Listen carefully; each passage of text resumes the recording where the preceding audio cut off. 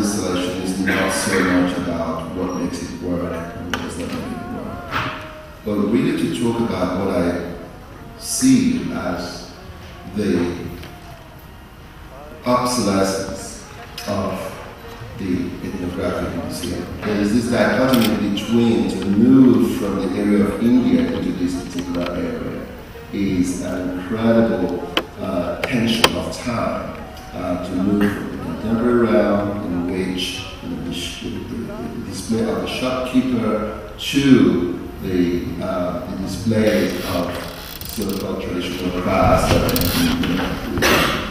part of the Indonesian or Papua New Guinea world seems to me something very interesting to think about, which is the relationship of time and place in which these objects are positioned, and which for me goes to the larger issue: is the ethnographic museum capable of being contemporary, and if so, what form of contemporaneity will accompany the effects that it uses to, not only draw various publics into its realm, but also how it seeks to produce new forms of knowledge about the objects of study, or the subjects of study.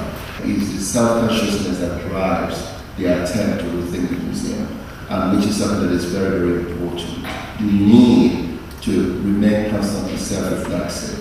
And I think this is something that I take away from this current display that is very productive, and that self-reflexivity provides an opportunity to grapple with the relationship between the contemporary world, as it were, and the historical subject that has been, the province of the ethnographic museum.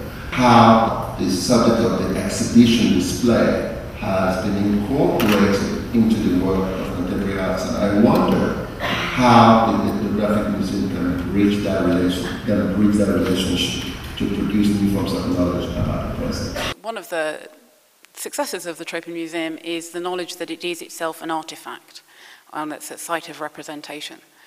And I think if you go through the galleries, you have the sense of an evolving series of techniques, which as a museum curator I find quite interesting.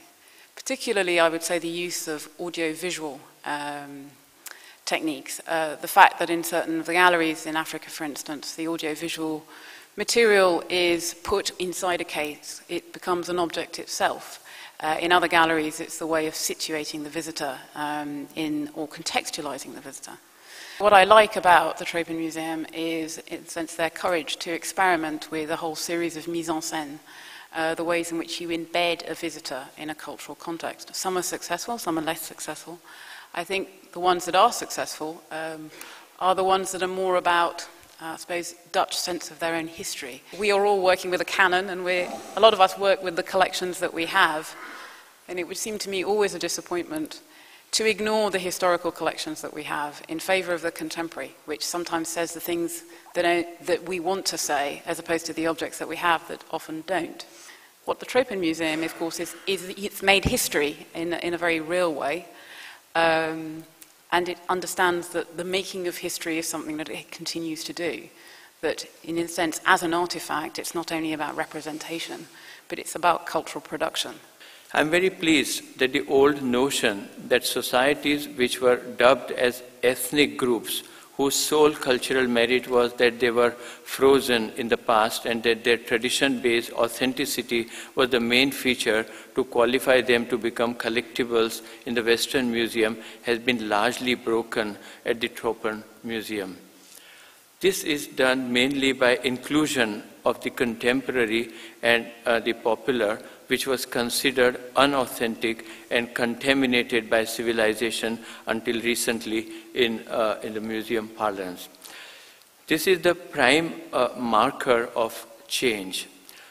This new approach, in principle, does make the museum post-colonial, forward-looking, and reflector of change that is occurring in non-Western societies. Looking at the popular culture component in the Indian section, I get the feeling as if this component has been loosely appended as an afterthought or a correction in the form of a footnote, as if there is a jump from centuries-old traditions of production and consumption of artifacts and images into mass-produced culture, mass-produced popular culture of the modern urban streets of India. The second point that I wish to comment upon pertains to the notion of contemporary. If the ethnographic museums concern themselves with all aspects of culture of the society they represent, can they leave out the art of that society to be taken care of by the art museum?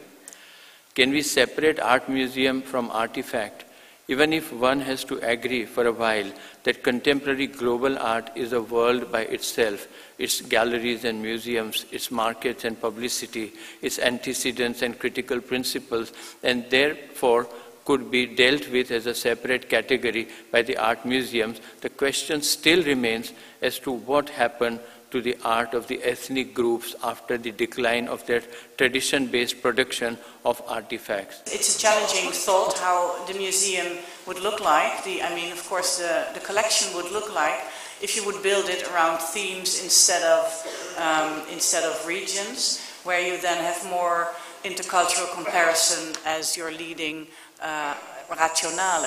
There's a danger, I suppose. When I worked at the British Museum, we used to work with someone who said that one of the problems is that you end up with multicultural soup.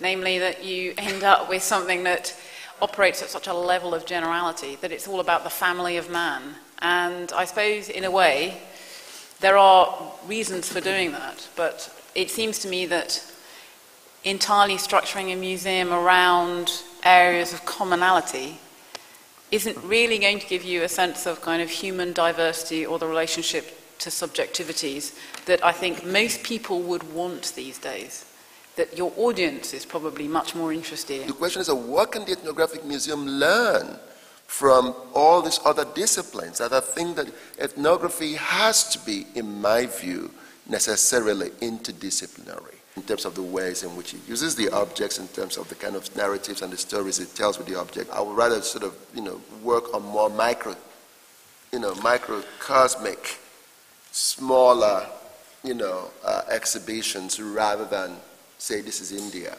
I would rather pick a subject, maybe not a theme, but a subject that in which, the museum can convey the richness of the imagination behind those particular objects. If you look at the exhibition on the contemporary, popular urban culture, and then you look at the ceremonies from the beginning, those are two different worlds without any much connection. And here it is representing Africa. So what we see basically, I think there's need to connect. There's too much of, the exotic, the ceremonial, the ritual, and then the chaos. I wonder if there's not one big area lacking, and which is European cultures. This whole issue between what you collect, do you collect the vernacular, do you collect the high art, do you collect the popular culture, do you collect the visual culture, and so one gets terribly confused when it comes to one's own culture in a way that one isn't so because of the lack of distance. The notion of connections and how these things are deeply linked, and linked in a sense through the vehicle of one place. The important thing is how it's connected. And I think that is actually a much more interesting ethnographic trope. The movement of culture and material and people, I think, is actually something that speaks quite fully to a contemporary audience. I don't want to be nasty, but you have to start all over again, because a new era is already starting, and I don't mean that what is there isn't very, very successful, but in the dynamics of time, we need to rethink whatever we are doing all the time. I think it's time to have a drink and toast on the accomplishment of the museum. Thank you very much.